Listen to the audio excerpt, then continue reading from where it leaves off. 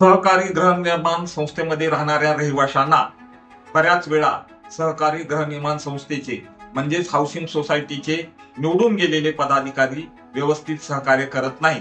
त्यांना मासिक हिशोब देत नाही किंवा त्यांना कोणतीही सहकारी गृहनिर्माण संस्थेमध्ये जमा झालेली रक्कम आणि खर्च झालेली रक्कम याविषयी पारदर्शकपणे माहिती देत नाही.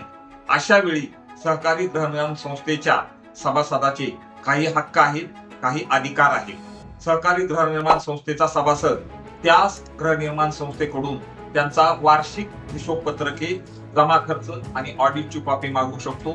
तसेच तो त्याच्या पर्सनल खाते पुस्तकाची प्रतही मागू शकतो, जनरल खाते पुस्तकाची प्रतही मागू शकतो. आर्थिक व्यवहाराची माहिती तो त्यांच्याकडून घेऊ शकतो. तो त्याचा अधिकार आहे. गृहनिर्माण संस्थेच्या सदस्यांनी आपला अधिकार वापरला पाहिजे.